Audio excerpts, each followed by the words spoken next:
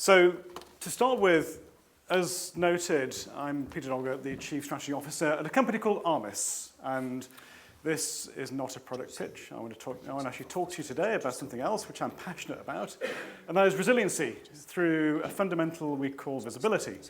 And I've been very honored and humbled to have a really amazing career going back to the 90s and computer networking, and going back to token ring and ATM and Ethernet networking.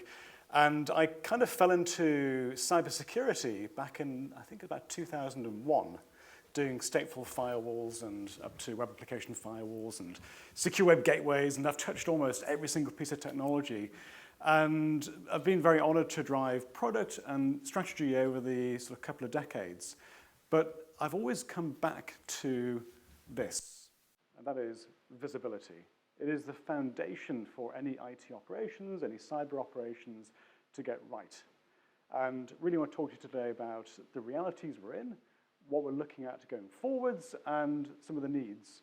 And I could be all doomsday here, and if you see any recent cybersecurity news article or presentations, people are typically a little bit negative.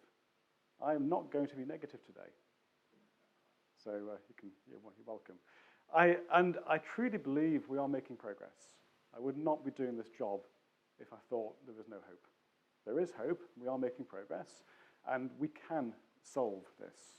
We can make forward progress. So let's get into it. Oh, and I should mention, I'm actually from Cheshire, so this is quite local for me. However, I live in the US at the moment. So right now it's 3-something, hence the cup of coffee. So I apologize in the future for this presentation if I'm not quite bang on. So let's get started with some facts and figures. And if you can't read this, I will read it out to you. So first of all, talking about visibility and asset visibility and control. These are unsolved things. And a recent study by Deloitte in this case said that 9 out of 10 IT professionals were having challenges with their IT asset management. And let me just read this quote to you, and I'd love to hear your thoughts. I wish I knew what was really used in my organization. I've got thousands of assets on-premise, in the cloud, but my processes are still manual, my data is old, and my IT inventory is never right. Does that quote resonate with anyone here? Hands up. Don't be afraid, it's okay. Does anyone want to comment on that? If not, I'll go into it. I get this a lot, and this is a very, very common thing of this is incredibly fundamental, but we haven't solved it. We've gone on solving other really complex things, but we haven't gone back to solve the fundamentals. So that's what we're talking about today. So before we do it, I thought we'd have some fun, actually. At Armis, we actually see a lot of things going on. And I wanted to share with you 4 quick stories. I can click this. So these are IT and cyber related, and if you can't read the screen here, I'll just read them out to you. These are very recent. I've anonymized the customer names for obvious reasons. But the first one was a large bottling company in the US, and we were installed there about in January this year, and within minutes, we saw they had Conficker everywhere. It was in all their operational systems, all their bottling systems, all their process systems. And this was the time of around Log4j happening as well. And they had active exploits attacking them. They had zero clue because they had zero visibility of what was going on. So for them, it was quite serious. And that was kind of fun for us, but not for them. The next one was a bit more fun. It was a large flooring manufacturer. And what was happening here was they had a couple of security guys that were using the IP DVR camera system, and they were browsing Chinese Facebook offline. Now you can argue, what's that got to do with operational resiliency? Well, those things start like that. You start browsing Chinese or Russian sites, suddenly you get a bit of malware, suddenly that now mutates to something else. Again, a bit of fun, but these things are going on. The next one was really interesting. It was a large power utility company. This was in the west coast of the States. And what they do, because they are a distributor as well as energy generator, they fly drones down their transmission lines for looking at vegetation, seeing if there are any trees kind of collapsing on the different lines. And they didn't realize, but their drone footage was being streamed live on Facebook, which is completely bonkers to me that was happening. And then the final one, which was definitely more serious, was a large silicon chip manufacturer. You can probably guess who this is. We saw on many of their virtual machines supporting their fabrication process, crypto mining. So great for crypto mining, but not good for energy consumption in their chip fabrication process. So these are some of thousands of things that we're seeing, and these can all impact operational resiliency. And I want to talk today about 3 areas. One is the notion of cyber resilience. How can we help mitigate or improve our resilience against cyber attack and obviously cyber warfare that we're seeing particularly at the moment? How can we help modernize ourselves, and that is a continuous process, and do so without impacting our operations, and how can we optimize those systems? So we'll focus in on the realities of those 3 things first. I'll take you through some of the needs of what we're seeing, and then we'll wrap up with some Q&A. So first of all, these charts may be a little bit hard to see. I'm going to take a sip of coffee. Yes, it's amazing. You know, cyber attack is going up. Yeah, so what? That's very common. Okay, it's happening. But I want to focus your energy on the left side of this chart. And this points to what's happening in terms of numbers of assets. And an asset is literally anything. It could be a device, it could be a cloud workload, it could be a widget, it could be an IT device. It doesn't really matter. And the numbers of assets are exploding. About 10 years ago, we had roughly on Earth about 1.5 to 2 billion assets globally. We are now sitting around about 24 billion assets globally. That's all connected, yeah. Paint forward a picture into the future, and I'll talk about this in a moment. In the next 7 to 10 years, we'll have about 500 to 1 trillion assets that are all connected. So just let that soak in for a second.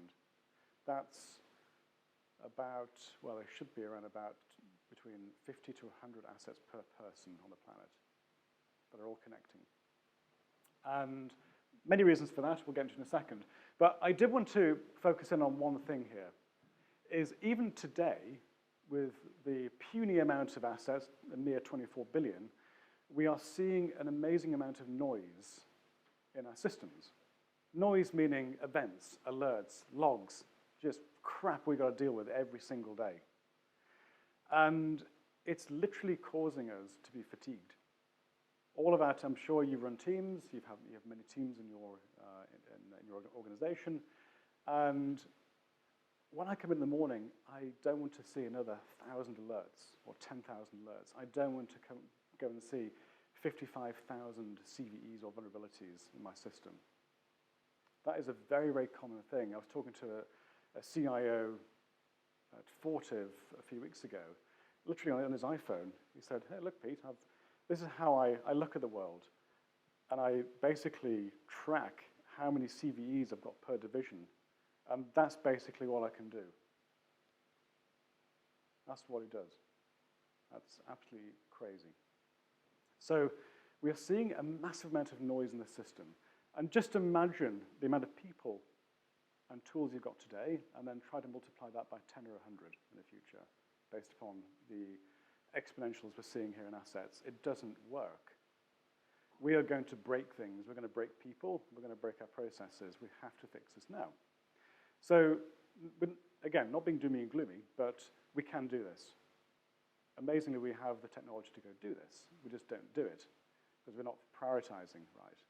We're focusing on the shiny new objects typically, and I've seen it. We typically buy lots of tools, stack them up, and go, great, and they're never used. 70% are still not operationalized. 70% of your operational and CapEx never actually gets used. So we can go do this, and we have to do this to increase our efficiencies over time. Now, a different way to look at this is with this chart here. On the x-axis, you've got basically uniqueness of device. So the bottom layer here, you've got your typical IT devices. There's not many permutations in the world. We've got that pretty much good. We know where things are, well, you should do. We've got asset tags, and we've got lots of tools there now. So we know where the IT devices are. But as you go north here, you've got IoT, IoT, OT devices. You've got weird and wacky and wonderful edge devices. And you literally do not have visibility and control on these things. I can guarantee it. There's stuff there that you literally don't know. We typically, as Armis, go into many customers and we deploy our solution. They go, yeah, we've got 700,000 assets. We know exactly what, because we're literally paying a license to Qualys for that. Okay, great. No, actually, you have 1.10 or 1.2 million devices or assets. So people are blown away about the amount of things they don't see. It's the unknowns that will kill us. So as you go north here, it gets really, really hard to look at visibility and control. And as you go to the right on the x-axis, you go from something which is in your domain to something which is not in your domain, in the public domain. And we're also marching this way as well. So we're basically expanding out at this very rapid rate. And if we do not focus on visibility and controlling these things, we're in for an interesting time in the next decade. So that's the reality of where we are from a cyber perspective. If we look at a modernizing perspective, there's a few cool things going on. The first is we are seeing a continued convergence between IT and OT, or operational technology systems, from a people, process, and tech perspective. Those things have 99% come together. And that's actually a good thing, because we want to see how IT systems can impact OT systems and how OT systems can impact IT systems. A classic example was last year with the Colonial pipeline attack in the East Coast of America. It was an IT simple hack, but they didn't have visibility on the OT side to say, has this translated or moved laterally to the OT systems? It had not. But yet, they shut down their entire OT systems and their pipeline. And obviously, that had direct impact on people at the petrol stations. So that's really important, and that's a good thing. We do want to see that convergence happen, and I'll talk to that in a second. The second thing which is going on, oops, and I should just click that again, sorry, is the application cloud transformation. So we are on this continued march still from our applications moving to the cloud. And hands up, who thinks they are 100% in the cloud now? 10%? Interesting. Okay, all right. So I was talking to the CISO, Bank of America, last week in New York, and asked him this exact question. He said he's got 60,000 applications that they manage in Bank of America, and about 30% are, so call it 20,000 are legacy, their mainframe. They're not going anywhere, not even with a crowbar. They're in there. He's got about another 20,000 which have been lifted and shifted, so just taking the application straight to a public cloud like Amazon or Azure. And then there's another 20,000, he said, which basically been written for the cloud. And I would say that's actually quite unique. There's other, a client I was talking to at UBS, 90% were legacy. So what he did say, though, was we are coming around, and I hear this time and time again, this will happen. We will move from an on-premise legacy system to a public cloud, more dynamic system. And that will happen. We will move from a static, event-driven system to a more asset and dynamic system. And then finally, the number 3 here was new hardware devices. So this is quite transformational. What we're seeing is the cost of connectivity plummeting. So the cost to connect these devices either through Wi-Fi or LTE, 5G, or 6G coming up. And the actual cost of these systems we are on track at the moment to have a full memory, full compute system with running an RTOS with a 5G modem in it for about £5. So once we get to those kind of rates, a couple of quid, you can start to go, hey, I can put this thing in many different systems now. I can monitor my operations like never before. And that's good. That's a good thing. It does obviously cause some concern, but it is a good thing. I'll give you two examples of what we're seeing recently. In those big pallets you see in the warehouses, those are becoming smart. There's literally a computer and a tracker to asset track and monitor all those pallets going around. And you can see exactly where they are. They've got GPS and then they talk via 5G radio to a local site. Great, that's one example. And another quirky example is in all people's homes. Typically they're incontinent and they're wearing nappies. And there's now sensors built into the nappy to look for traces in the urine, which would help us get ahead of potential issues with the urinary tract infections. And that is monitored now through LTE or 5G. Literally, this is the level we're getting to, and this is in 2022. Just imagine in the next 5 to 10 years. This is why I say what we're moving to is probably around $500 billion to $1 trillion assets. And while the actual device in the nappy is not of massive concern, yes, it's concern to your dad or your mother-in-law or whatever, but that's not going to be the problem. The problem is, how is that system interacting with other systems? How can you use that system to provide or to impact your operational resilience? That's what you're going to be concerned about. And it's the same thing for when we think about the convergence of IoT to OT. Our CISO at Armis, he came from a company called Cisco Foods.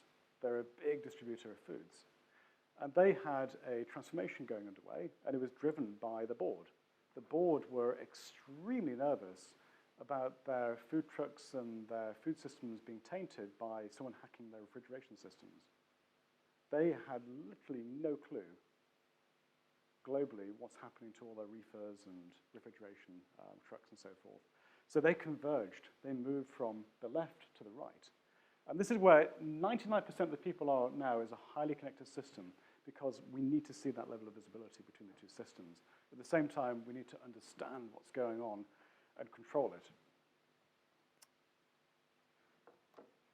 So talking about optimization and realities,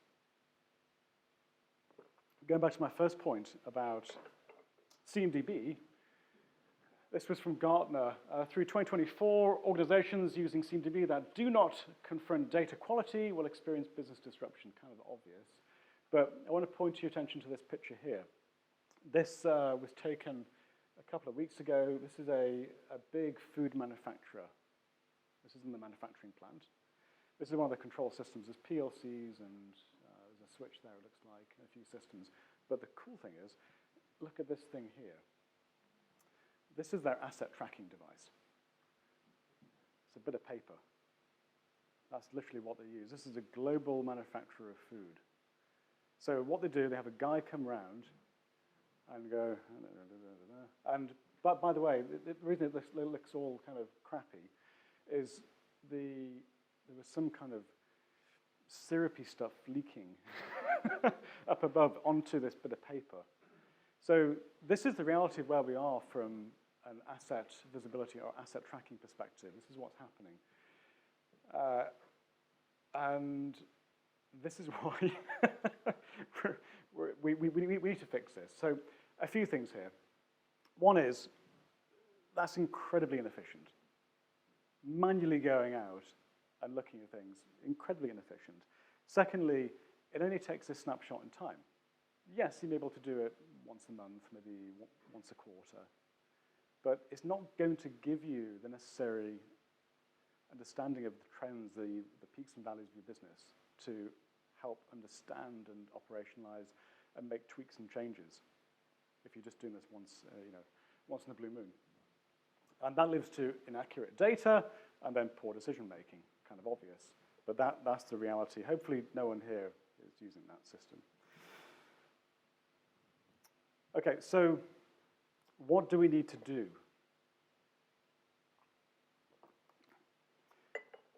So first of all, with cyber resilience, it sounds incredibly obvious, but we don't do it, is let's focus on actually what matters to the business. Think about what business systems are critical. Think about what truly is connected. What systems are connected to which assets? And therefore, how those assets are going to impact that business or that business system. We don't do that today. It is all completely manual. When we think about this, let me give you an example. So take an engineering workstation, running Windows 10. It's got a couple of mid-layer CVEs on it, a couple of vulnerabilities. And we see from logs it's being updated, and we see some traffic flowing to it, that's all good. And we're seeing typical downloads at 2 a.m. on Tuesdays. Great. Should you care about that? Does that give you enough context to have one of your team members go investigate? Not really. It's very nice, but it's not giving enough data points. Now, if we go deeper, and if I tell you now that engineering workstation was opening a SSL port 443 to another engineering workstation in a different segment of the network, and that was connecting to a known Russian domain, and you're seeing information come back from that domain through that workstation. And by the way, that original workstation was connecting to your power water treatment facilities. Oh, and by the way, one of those CVEs had a known exploit against it. Now do you care? So understanding that level of context is super important. Understanding the systems that could be infected and what they're doing, the so-called who, what, where, and when of a particular asset and how it impacts your particular business systems is something we must focus on. We must get away from trying to fix everything. You'll just kill yourselves. You'll end up, your teams will probably stab you in the back or something. It'll be very, very bad. So we need to really focus on what actually matters to the business systems. Sounds very obvious, but we don't do it. The last point here was around leveraging existing tools. We've made a ton of investments over the past decade in a ton of tools. We spent literally billions and billions and billions of pounds on those tools. Do we use them fully? No, we don't. I'll give you another example, ServiceNow. How many people use ServiceNow here? Do you think you've got accurate data in ServiceNow? So how do we fix that? We fix it through visibility. We make sure we can take that investment you've made in ServiceNow, because that's not going anywhere, and improve the data quality, and do it on a continuous basis. So I'm all about reinvesting in those tools, but making them more intelligent, making them more accurate. And that goes to modernizing. It's really about making sure we can use those new hardware devices, making sure we can move to the cloud, do it effectively. We have to do this. You'll be very good at your jobs if you say yes to the business, and you're a business partner. And I think the role of the CISO and the CIO has definitely changed over the decades, and it's become more of a business partnership. It's only a board level discussion these days. And we must say yes, we must make sure we can do these things and modernize and do it in a continuous fashion. And on the optimizing of resources, we must move away from the sticky sheet of paper for asset tracking and move to a much more of a continuous and real-time system, whereby we're not just looking at the known, we're looking at the unknowns.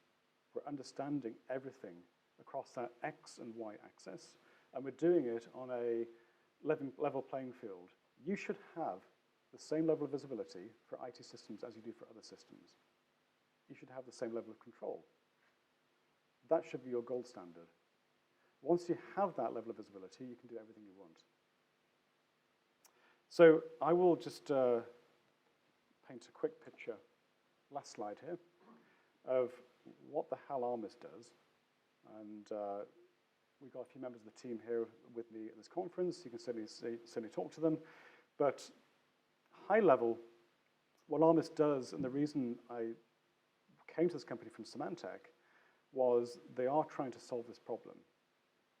They are trying to give full, comprehensive visibility across every single asset, no matter what it is, where it is, how it's connected, to give you the full context of who, what, where, and when.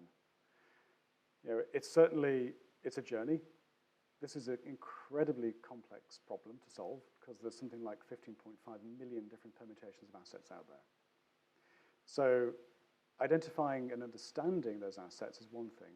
Overlaying the insights and intelligence on top of it and then feeding that to the other systems is another thing. And that's the mission of what we're trying to do. So we're trying to feed ServiceNow, we're trying to feed Splunk, we're trying to feed these other systems to help understand what the hell is going on in our environment. And that helps you obviously meet regulations and so forth. So that's one thing. The second thing is giving you the confidence of that visibility to modernize so you can go and take back control. So you can be more proficient at what you go do. And I think with that, you get into smarter decision making because you have that level of control back again. And then finally, on the optimizing of resources, Armis is trying to supercharge those tools. Think of it as a brain. It's got a level of intelligence to it, and you can take all that intelligence and feed it into whatever you want to make it even smarter, your ITAM or ITOM systems. And then fundamentally, it's about giving you that level of visibility and clarity on a real-time basis. So you can see trends over time, you can see utilizations of assets, you can see how to deprecate systems which haven't been used. And that's the easiest way of buying down risk, is removing technical debt, is removing systems you don't use. And that's the cheapest way you can do it.